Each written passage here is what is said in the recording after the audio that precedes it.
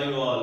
कैसे हैं आप सब? मैं चंदन कुमार प्रीप्यूल क्लासेस के ऑनलाइन सेगमेंट में आप समस्त छात्र छात्राओं का फिर से एक बार स्वागत करता हूं। दोस्तों, आज तारीख 8 मई 2020 है।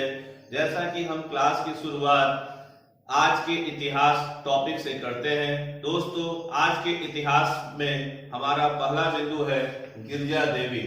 गिरजा देवी का संबंध शास्त्रीय संगीत से है। शास्त्रीय संगीत से है। इनका जन्म आज ही की तारीख 8 मई 1929 को बनारस क्षेत्र में हुआ था। ये बनारस घराने से संबंधित है। बनारस घराना भारत में गायकी के क्षेत्र में काफी महत्वपूर्ण माना जाता है।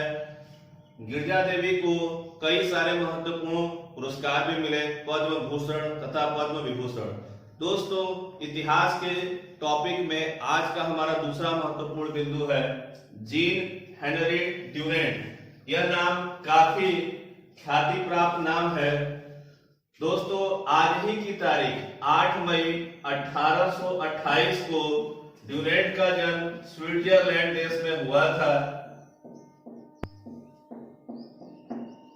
आपको हमने बताना चाहेंगे कि हेनरी ड्यूरेंट ने ही वर्ल्ड रेड क्रॉस सोसाइटी की स्थापना 1863 में रेड क्रॉस सोसाइटी की स्थापना की थी। ध्यान दें, रेड क्रॉस सोसाइटी का हेडक्वार्टर जिनेवा में है। आपको हम ये बताना चाहेंगे कि रेड क्रॉस सोसाइटी दुनिया में मानवता की सेवा के लिए जानी जाती है। दुनिया में कहीं भी आपदा विपदा आए, रेड क्रॉस सोसाइटी के सदस्य लोग वहां जाकर लोगों की जान की रक्षा करते हैं। ध्यान दें दोस्तों, रेड क्रॉस सोसाइटी के स्थापना और उसके संचालन के लिए जीन हेनरी ड्यूरेंट को नोबेल पुरस्कार शांति के क्षेत्र में भी प्राप्त हुआ। दोस्तों, हमारा आज का तीसरा महत्वपूर्ण टॉपिक है स्वीडन। वैसे तो स्वीडन एक देश है, यह एक यूरोप का एक महत्वपूर्ण देश है, परंतु आज की तारीख 8 मई 1921 को स्वीडन देश ने अपने यहां से फांसी की सजा को हमेशा हमेशा के लिए समाप्त कर दिया। दोस्तों, फांसी की सजा को लेकर के पूरे विश्व में दो धड़े हैं, परंतु स्वीडन ने अपने यहाँ इस सजा को बहुत पहले ही 1921 में समाप्त कर मानवाधिकार कानूनों को मजबूत किया। अगला हमारा बिंदु है लेबर पार्टी। ध्यान दें दोस्तों, ऑस्ट्रेलिया देश में लेबर पार्टी की स्थापना आज ही की तारीख 8 मई 1901 को हुई थी। ध्यान दें, लेबर पार्टी ऑस्ट्रेलिया की एक महत्वपूर्ण पार्टी है।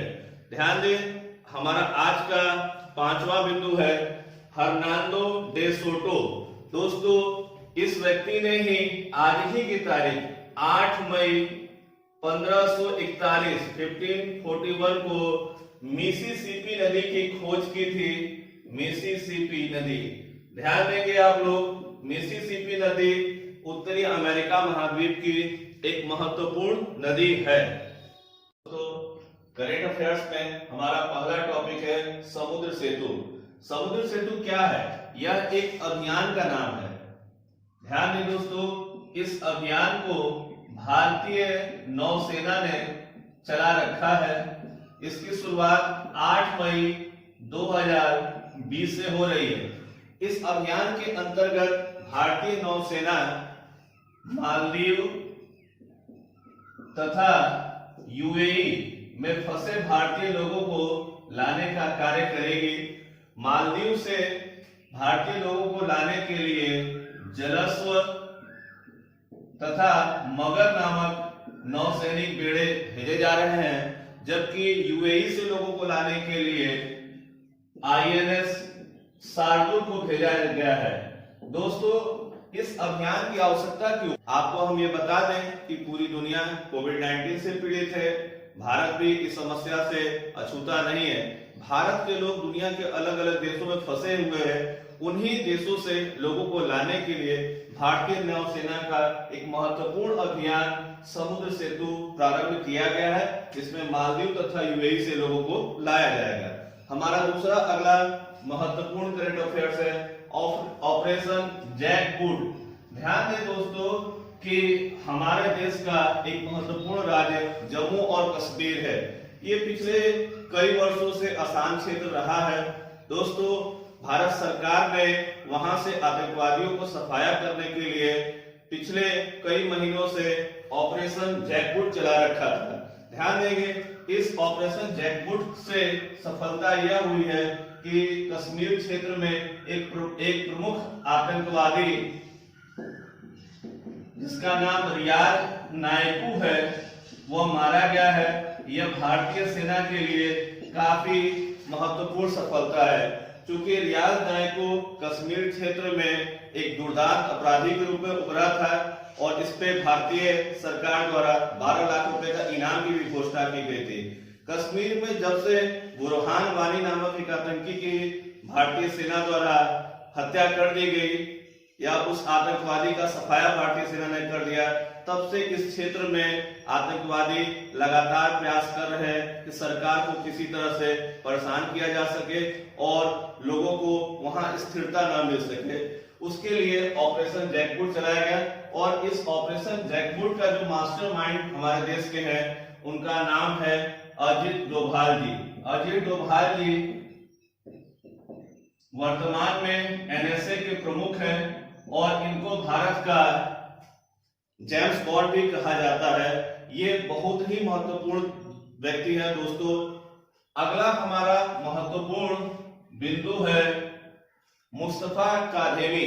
मुस्तफा काज़ेमी हाल ही में इराक के नए प्रधानमंत्री बने हैं, नए पीएम बने हैं।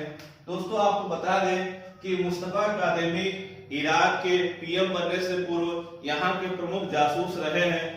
इन दिनों इराक में आर्थिक स्थिरता एकदम गड़बड़ा गई है। यहाँ की वित्तीय हालत काफी खराब चल रही है। उसको सुधारने के लिए वहाँ मुस्तफा काज़ेमी को प्रधानमंत्री के रूप में नियुक्त किया गया है। दोस्तों, आपको बता दें, इराक की राजधानी बगदाद है और यह टाइग्रिस नदी के तट पर स्थित है। हमारा अगला महत्वपूर्ण करंट अफेयर्स है यूसेफ होसम। ध्यान दें दोस्तों, यह मिस्र देश का खिलाड़ी है। मिस्र देश का खिलाड़ी है। इनका संबंध टेनिस से है। इन पर आजीवन बैन का घोषणा किया गया है। इन पर आरोप है कि 2015 से 2019 के बीच इस खिलाड़ी ने कई बार मैच फिक्सिंग किया और ये सभी चीजें सिद्ध हो गई है। दोस्तों, हाल के दिनों में कई खिलाड़ियों पर कभी वाडा के द्वारा प्रतिबंध की घोषणा की गई और अब यूसेफ होसम उसी कड़ी में एक दूसरा नाम है। ध्यान दें, यह एक बहुत गलत बात है कि खिलाड़ी मैच फिक्सिंग करे, जो खेल की भावना के एकदम विपरीत बात है। हमारा अगला पांचवा बिंदु है save lives clean your hands. दोस्तों, यह एक थीम है। ध्यान दें दोस्तों, यह एक थीम है। यह थीम 5 मई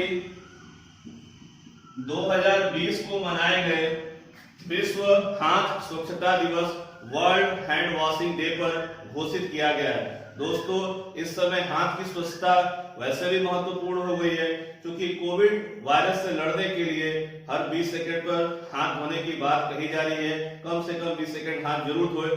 ध्यान दें दोस्तों, अगला हमारा पॉइंट होगा मेरा पानी मेरा विरासत। दोस्तों, यह एक महत्वपूर्ण योजना है जिसकी घोषणा हरियाणा सरकार ने की है। हरियाणा के सीएम मनोहर लाल खट्टर ने यह घोषणा किया है कि ऐसे किसान जो धान की खेती करते हैं, वे अगर धान की खेती को छोड़कर किसी अन्य फसल का उत्पादन करते हैं तो उन्हें प्रति एकड़ 7,000 रुपए का मुआवजा दिया जाएगा। अब ये सोचने का विषय है कि कोई सरकार क्यों धान की खेती को हतोत्साहित करेगी, परंतु इसके मूल कारण यह है कि हरियाणा के कई जिलों में भूगर्भ का जलस्तर काफी नीचे चला गया है, जिससे वहां पेयजल संकट उत्पन्न हो गया है। दोस्तों, आपको हम बताना चाहेंगे कि धान की खेती के लिए अत्यधिक मात्रा में जल की आवश्यकता होती है। इसीलिए हरियाणा की सरकार ने इस योजना की घोषणा की है, मेरा पानी मेरा व्यासत, और लोगों को यह कहा है कि वे दूसरे किसी फसल का उत्पादन करें, इसमें राज्य सरकार भी सहयोग करेगी। दोस्तों, हमारा अगला पॉइंट है सुरक्षित दादा दादी और नाना नानी। टॉपिक देख करके आपको थोड़ी हंसी भी आएगी कि सर ये क्या पढ़ा रहे हैं। दोस्तों, बताना चाहेंगे कि यह भी एक प्रमुख योजना है जिसको हमारे देश की एक संस्था है जिसका नाम है नीति आयोग। यह बहुत ही महत्वपूर्ण संस्था है। हमारे देश में 2014 में योजना आयोग को समाप्त करके 1 जनवरी 2015 से देश में नीति आयोग का गठन किया गया। उसी नीति आयोग द्वारा पिरामल नामक संस्था के साथ मिलकर के इस योजना की शुरुआत करने की घोषणा की गई है। इस योजना के अंतर्गत क्या है यह हम आपको बता दें। इस योजना में यह व्यवस्था की गई है कि जो भी लोग जिनकी उम्र 60 साल से ऊपर हो चुकी है, मतलब बुजुर्ग श्रेणी में जो लोग हैं, उनको कोविड महामारी से कैसे बचाया जाए, यही इस योजना का मूल उद्देश्य है। और इसमें नीति आयोग और पिरामल नामक संस्था इसमें सहयोग करेगी। थोड़ी चर्चा हम नीति आयोग की जरूर करेंगे क्योंकि यह बहुत ही महत्वपूर्ण संस्था है। देश में जो भी आज नीतिगत फैसले लिए जा रहे हैं वो नीति आयोग के माध्यम से ही किया जा रहा है। नीति आयोग का अध्यक्ष हमेशा भारत का प्रधानमंत्री ही होगा। इसके अध्यक्ष भारत के प्रधानमंत्री हैं और नीति आयोग के वर्तमान में उपाध्यक्ष राजीव कुमार हैं तथा इसके वर्तमान में सीईओ अमिताभ कांत हैं। दोस्तों, हम इसको लिख दें कि अध्यक्ष पीएम होगा, पीएम नरेंद्र मोदी जी, उपाध्यक्ष राजीव कुमार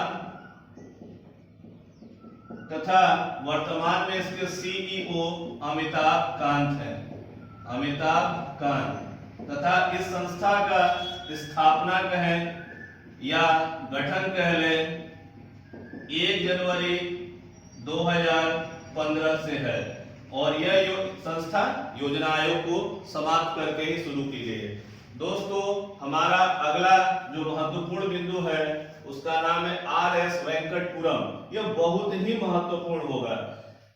दुनिया के लगभग हर देशों में कभी ना कभी कोई घटनाएं होती रहती हैं। हमारे देश में भी एक महत्वपूर्ण घटना आंध्र प्रदेश के आरएस वेंकटपुरम में हुई। यह एक गांव है आंध्र प्रदेश का। इस गांव के पास एक फैक्ट्री में एलजी पॉलीमर फैक्ट्री से स्टायरीन नामक गैस का रिसाव हो गया है जिससे कुछ लोगों की मृत्यु हो गई है और कई लोग इस गैस से पीड़ित भी हो गए। दोस्तों, हम आपको बता देना चाहेंगे ये जो गांव है वो विशाखापट्टनम के अंतर्गत आता है। विशाखापट्टनम, ध्यान दें दोस्तों, भारत में इसी तरह का एक मामला 1984 में हुआ था जो भोपाल गैस त्रासदी के नाम से जाना जाता है। इस त्रासदी के अंतर्गत मिथाइल आइसोसाइनेट नामक गैस का रिसाव हुआ था और कई लोगों की मृत्यु हो गई। ये दुनिया के इतिहास में एक बहुत बड़ी त्रासदी है। दोस्तों, आप लोग इस गैस का नाम जरूर याद रखेंगे। स्टायरीन नामक गैस के रिसाव से ये दुर्घटना हुई है जिसमें कुछ लोगों की मृत्यु हो गई है। दोस्तों, हमारा अगला महत्वपूर्ण बिंदु है तोमान। तोमान एक मुद्रा का नाम है जिसको हाल ही में ईरान सरकार ने चालू करने की बात कही है। ध्यान दें दोस्तों, इस तरह के प्रश्न बहुत महत्वपूर्ण होते हैं। ईरान की वैसे तो मुद्रा रियाल है, परंतु हाल के दिनों में पूरी दुनिया में तेल का संकट जारी है और हाल के दिनों में अमेरिका ने ईरान पर कई तरह के आर्थिक प्रतिबंध लगा रखे हैं, जिसका परिणाम यह हुआ है कि ईरान की मुद्रा जो रियाल है उसका डॉलर की तुलना में वो लगातार गिरता चला जा रहा है। आज ये हालत हो गई है कि $1 बराबर 1,56,000 रियाल तक हो गया।